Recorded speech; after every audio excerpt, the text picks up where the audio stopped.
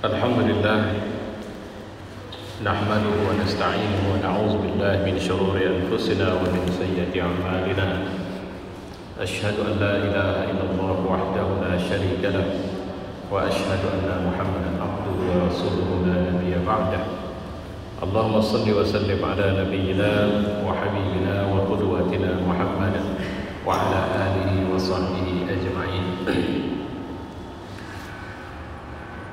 أيها المؤمنون اتقوا الله ثم قال الله بالقرآن أعوذ بالله من الشيطان الرجيم بسم الله الرحمن الرحيم وكذلك جعلناكم أمة وسطا لتكونوا شهداء على الناس ويكون الرسول عليكم شهيدا صدق الله وصدق رسوله وبعد. Jemaah yang mulia, kita mensyukuri nikmat yang Allah berikan kepada kita. Semoga Allah terus-menerus mencucuri nikmat ini. Kita juga memiliki kesanggupan untuk mensyukuri nikmat yang Allah berikan kepada kita. Semoga Allah menjadikan kita semua hamba yang terus beriman kepadanya, dimudahkan untuk mengikuti sunnah Rasulullah SAW dalam semua urusan hidup kita. Dan ini selalu saya ingatkan bahwa sunnah Nabi itu bukan hanya sunnah pada ibadah makhluk, tapi dalam semua urusan. Sunnah Nabi itu bukan apa yang dia buat saja, tapi apa yang dia ucapkan, apa yang dilihatnya pada sahabat dan dia membiarkannya. Itu bahagian dari kesunahan yang juga kita harus belajar di situ.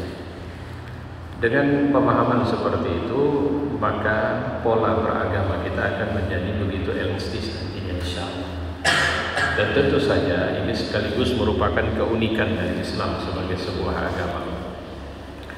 Jemaah yang mulia, bertitik tolak pada ayat yang saya baca di surat Baqarah ayat 143. Ada satu peran penting umat Islam yang untuk itu kenapa Allah menghadirkan, kalau boleh pakai bahasa manusia, walaupun maha suci Allah dari apa yang saya sampaikan ini, bersusah payah untuk menurunkan Islam sebagai sebuah sistem ajaran dan berlaku universal. Ya, salah satu yang menarik bahwa ternyata ada beban penting yang Allah berikan kepada kita umat Islam, yaitu sebagai ummatan wasatah. Umat yang disebut dengan istilah umat yang pertengahan. Ada penerjemahannya menjadi umat yang adil, umat yang moderat, umat yang tidak kanan, tidak kiri, begitu. Posisi pertengahan ini atau wasatah ini adalah posisi yang tidak menunjukkan keberpihakan kepada selain sistem yang diturunkan dari Allah Subhanahu wa taala. Peran inilah yang belakangan terus diguncang. Saya kemarin ada satu diskusi dengan seorang, sebenarnya sudah lama sih, tapi dia tidak tidak lahir sebagai seorang muslim, dan dia sudah menjadi muslim dan cukup soleh. Ada yang menarik dari beliau mengatakan bahwa orang tuanya itu KTP-nya Buddha, tapi perilaku keseharian agamanya Kristen. Dan alhamdulillah dia akhirnya menjadi muslim. Kehidupan keseharian budaya mereka adalah budaya Hindu. Ini menarik. Pada saat ketika dia dia sudah bertualang banyak agama dimasukinnya.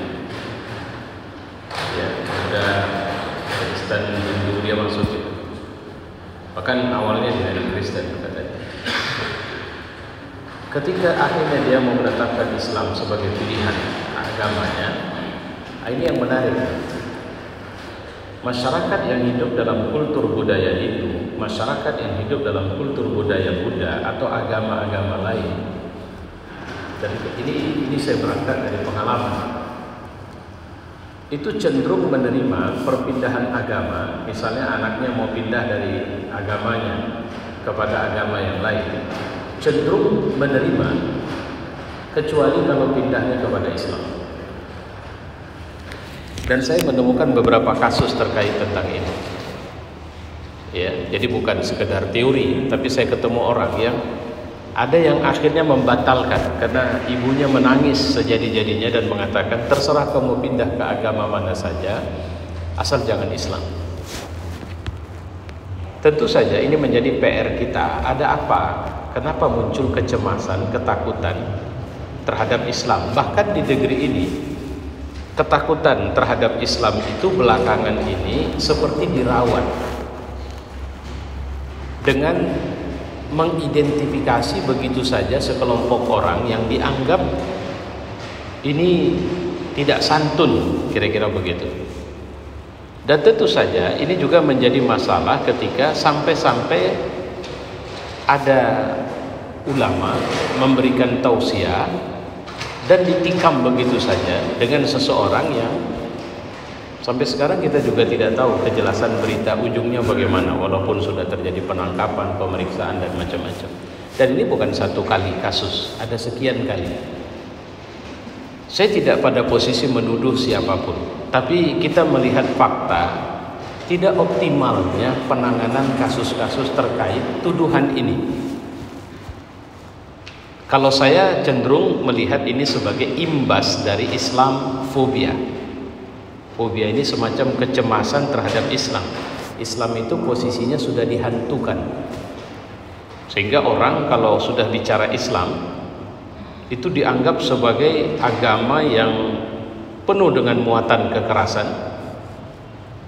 Bahkan bukan tidak mungkin Quran saja pun ada satu ayat atau satu surat yang khusus untuk bicara kekerasan. Misalnya surat At-Taubah dan surat Al-Anfal, itu mereka tuduh terkait dengan itu. Ini image, ini demikian kerasnya menimpa.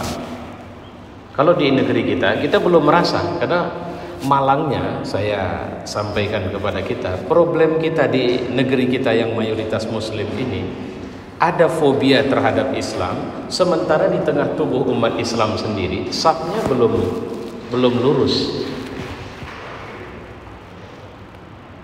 Saya mau ambil contoh, tapi walaupun sebenarnya ini tidak penting saya sampaikan seharusnya. Misalnya, dan ini bukan menjadi topik khutbah kita. Dalam event pilkada Kota Medan, saya dituduh munafik.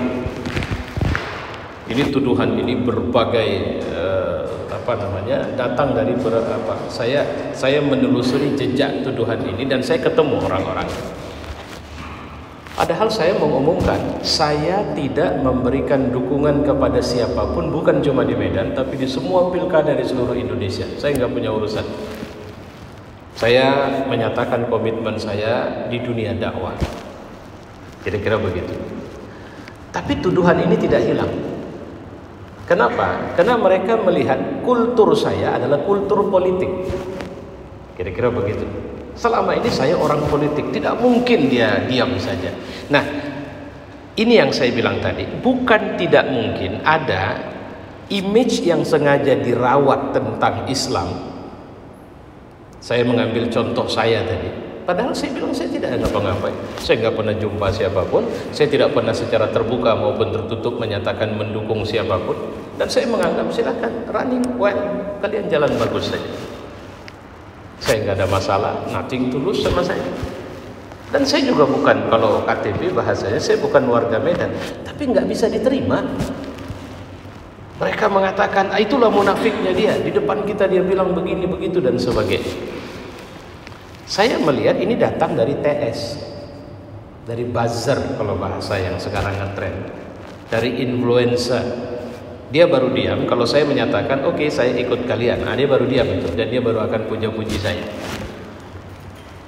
Jadi ada upaya sampai-sampai Nabi mengatakan hatta law dakhalu juhra dabbin, bahkan nanti sampai dia masuk ke lubang biawak pun kalian akan ikut. Kenapa? Kalian sudah kehilangan kendali. Jadi kalau sudah sampai mereka masuk lubang biawak kita ikut, itu artinya kita sudah diikat. Sudah tidak memiliki kemandirian, otonomi, kemerdekaan, kedaulatan terhadap status keberislaman kita. Sehingga Islam tidak menjadi agama yang menggerakkan kita.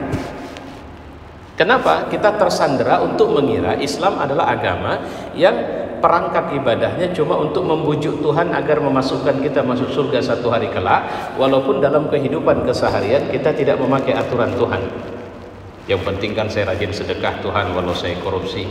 Yang penting kan saya baca Quran Tuhan walau mulut saya masih suka menyakiti orang. Yang penting kan saya melakukan berbagai kebaikan-kebaikan itu. Kira-kira begitu. Interaksi sosial kita ada penyakit. Saya misalnya begini, nanti biasanya mau sendiri mau berdua mau beramai-ramai, kita biasanya lepas sholat kita doa. Salah satu doa kita itu apa? Allahumma ighfir lana dzunubana wa liwalidayna warhamhuma kama rabbayana shaghira. Berhenti di situ? Tidak, kita lanjut. Walil jami'il muslimina wal muslimat wal mu'minina wal mu'minat al ahya'i minhum wal amwat. Ya, artinya apa? Tuhan ampuni saya. Demikian juga orang muslim dan muslimat, laki-laki dan perempuan, mukmin mukminat, laki-laki dan perempuan, hidup atau mati. Ternyata Islam ini adalah agama yang pada standarnya mengajari kita untuk walaupun orang itu tidak kita sukai sekalipun, tapi doakan dia kepada Tuhan. Kira-kira begitu. Kedua, agama kita ini ternyata adalah cukup menarik ketika pada posisi kita disuruh untuk mendoakan. Dan juga sebenarnya agama yang sudah mengingatkan, saya selalu menyampaikan dalam beberapa khutbah belakangan ini, tidak ada manusia yang paling Tuhan marah sama dia secara personal itu kecuali Fir'aun. Allah marah kali sama Fir'aun. Kenapa? Diabadikan kalimat Fir'aun yang buat Allah sangat marah itu adalah ana rabbukumul a'la, aku Tuhan kalian yang maha tinggi. Dan coba bayangkan, belum pernah ada satu kaum dalam sejarah agama-agama yang pada kaum itu turun 2 orang nabi sekaligus. Belum pernah. Satu kurun ada sekian nabi, ya.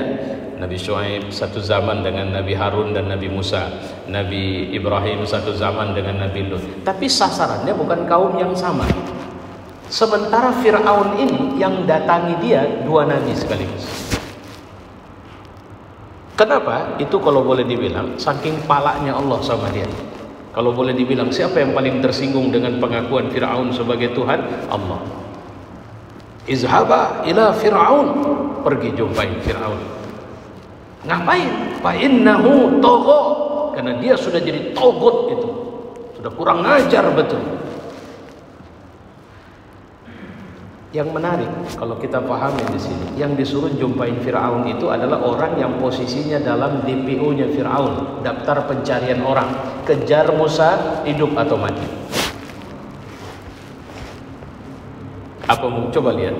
Ada titah untuk menjumpain orang yang sudah mencari-cari dia kemana-mana. Kau dicari siapa? Fir'aun. Pergi kau jumpain Fir'aun. Coba bayangin, bagaimana kondisi mental Nabi Musa ketika perintah itu datang. Kalau datang bawa pasukan mungkin bisa lebih nyaman. Tidak, cuma datang berdua dengan Nabi Harun. Tapi Allah mengatakan la takhafa, jangan takut. Karena Allah tahu nih apa ketakutan Nabi Musa, peristiwa di mana dia membunuh seorang Kipti. La takhafa, jangan takut. Innani ma'akuma, aku bersama kalian berdua. Asma'u, aku dengar nanti pembicaraannya. Wa ara, dan aku lihat. Itu garansi dari Allah. Tapi yang menarik, Nabi Musa tidak disuruh maki-maki Fir'aun rupanya. Tidak disuruh dengan kata-kata kasar. Faqula lahu qawlan layyina, bicaralah kalimat kepadanya dengan kalimat yang santun. La'allahu yatazakkaru aw yakhsha, mana tahu supaya dia bisa takut ingat atau takut kepadaku. Saya lama, jujur saya lama merenung pola komunikasi dakwah yang satu ini. Qaulan layyina. Qaulan layyina ini adalah kalimat yang disampaikan dengan perlahan, runtut, lembut, santun, targetnya menyentuh hati. Yang disuruh qaulan layyina siapa? Nabi Musa. Orang yang temperamental.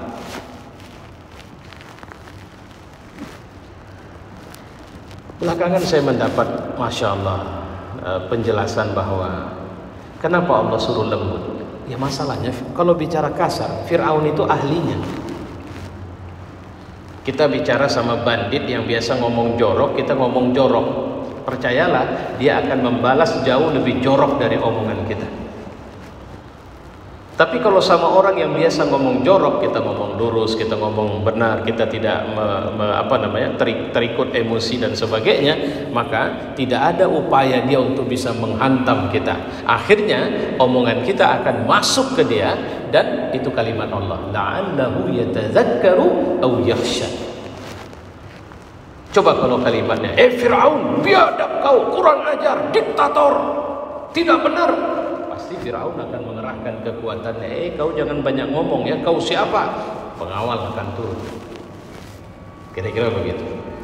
Saya melihat di sini menariknya Islam. Ternyata Islam tidak pernah meminta kita menghadirkan diri dalam bentuk kekerasan. Tidak pernah. Islam tidak pernah menyuruh kita untuk tampil sangar kepada siapapun. Ingat kasus kafir zimmi yang Nabi mengatakan, siapa yang menyakiti kafir zimmi, maka dia seperti menyakiti. Itu garansi dari Nabi. Islam agama yang ngajari kita, walaupun dia berbeda paham, biar berbeda pendapat, walaupun kau menyebutnya sebagai ahlu bid'ah sekalipun. Saya pernah dengar ada orang mengatakan kalau ahlu bid'ah ngucap salam nggak perlu dijawab salamnya. Pertanyaannya, ahlu bid'ah itu kafir atau muslim?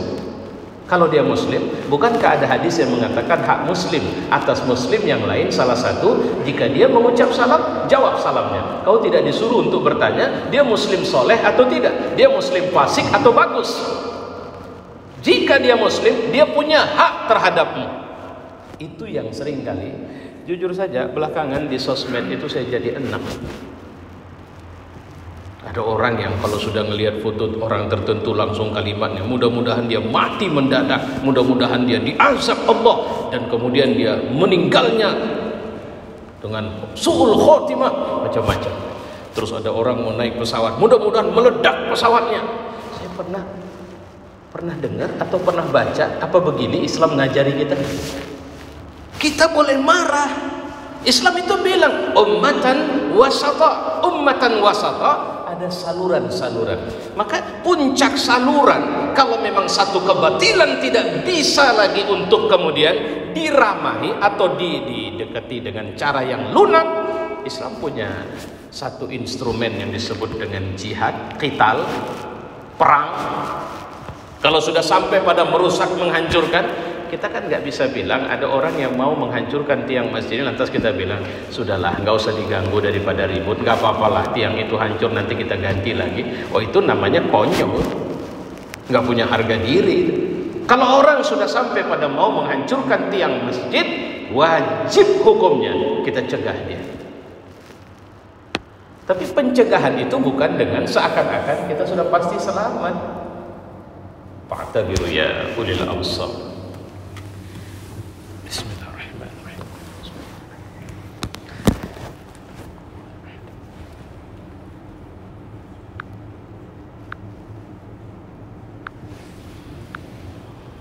Alhamdulillah, nusalli wa sallimu ala nabiyyina wa habibina wa qudwatina Muhammad wa ala alihi wa sahbihi ajma'in. Fa ya ibadallah ittaqullah. Wa qala Allah fil Qur'an, a'udzu billahi minasy syaithanir rajim. Bismillahirrahmanirrahim. Ittabi'u ma unzila ilaikum min rabbikum wa la tattabi'u min dunihi awliya qalilan ma tadhakkarun.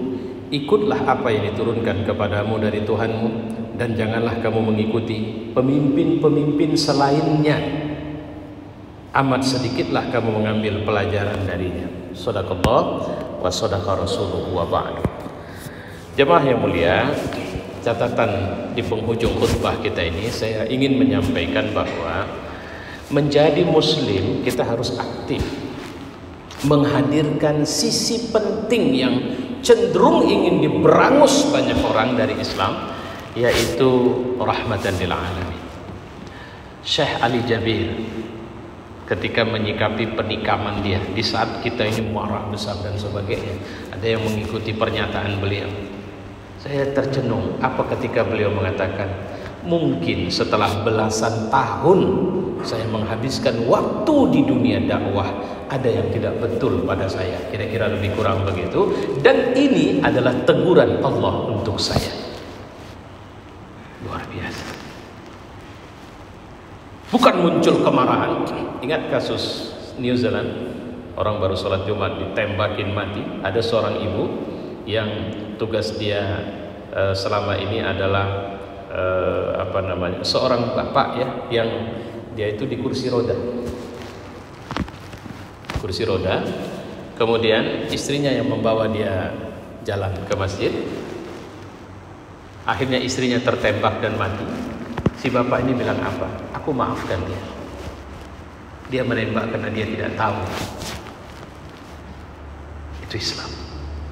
Saya tidak tahu cerita apa, sempat beredar viral di sosmed, seorang ibu di Amerika yang anak laki-lakinya dibunuh oleh seorang laki-laki kulit hitam. Di pengadilan dia malah mengatakan, jika saja anakku itu masih hidup, maka aku yakin dia pun akan memaafkannya. Maka aku memaafkannya, karena aku tahu dia tidak mengerti apa yang dia lakukan. Dan kami muslim disuruh untuk memaafkan. Itu Islam. Sayangnya ini yang begini ini tenggelam dengan kemarahan. Dan saya khawatir kemarahan ini sepertinya menjadi kemarahan yang tidak sehat. Karena saya pernah menyaksikan sendiri seorang ulama ketika dia berbeda pendapat dengan kepentingan orang-orang yang meminta dukungan pendapat kepadanya, maka dia habis dicaci maki. Saya melihat, ya Allah, kenapa jadi begini umat ini? Sebenarnya, benarkah kita tunduk kepada Allah dan Rasul dan kepada ulil amri minkum? Ulil amri minkum ini kalau saya menerjemahkan, ini bukan pemerintah. Ulil amri minkum itu yang ngatur urusan ini. Misalnya contoh, ini masjid kita ini sekarang kita saf sudah diatur dalam kotak-kotak ini. Siapa ulul amrnya di sini? Ulul amrnya BKN. Ada yang protes, tidak bisa. Ini memang betul-betul fitnah akhir zaman. Masa sholat pakai masker? Masa safnya harus berjarak-jarak? Ini bukan masalah masak tidak masak, ini masalah ada darurat yang memang hanya bisa diatasi dengan ikhtiar kita dengan cara seperti ini. Ini babnya bukan bab normal, ini bab tidak. Sehingga orang bertanya, Ustaz, mana lebih bagus? Sholat dengan saf rapat atau sholat dengan saf tidak rapat? Masalahnya, ini bukan, ini Anda bicara tentang afdolnya kan? Ya, kalau tentang afdolnya, lebih utama Anda menjaga keselamatan jiwa Anda sekarang. Kenapa? Karena bukan tidak mungkin Anda bisa terdampak atau memberikan dampak kepada orang lain. Karena kita menghadapi virus yang tidak kelihatan, yang kita tidak tahu. Sampai sekarang mendefinisikan gejalanya saja kita tidak mampu. Sehingga ada istilah orang tanpa gejala. Itu saja. Sehingga mau bagaimana? Maka marilah kita semakin mendekat kepada Allah, mengajuk hati kita untuk semoga Allah mengangkatkan wabah ini dari kita. Wa alam anna Allah qala fil Qur'an innallaha wa malaikatahu yusholluna 'alan nabi ya ayyuhalladzina amanu shallu 'alaihi wa sallimu taslima. Allahumma shalli wa sallim 'ala Muhammad wa 'ala ali Muhammad kama shallaita 'ala Ibrahim wa 'ala ali Ibrahim wa barik 'ala Muhammad wa 'ala ali Muhammad kama barakta 'ala Ibrahim wa 'ala ali Ibrahim fil 'alamin innaka Hamidum Majid. Allahumma ighfir lil mu'minina wal mu'minat wal muslimina wal muslimat al ahya'i minhum wal amwat. Rabbana آتنا في الدنيا حسنة وفي الآخرة حسنة وقنا عذاب النار. عباد الله إن الله يأمر بالعدل والإحسان وإيتاء ذي القربى وينهى عن الفحشاء والمنكر والبغي يعظكم لعلكم تذكرون فاذكروا الله العظيم يذكركم واشكروه على نعمه يزدكم ولذكر الله أكبر.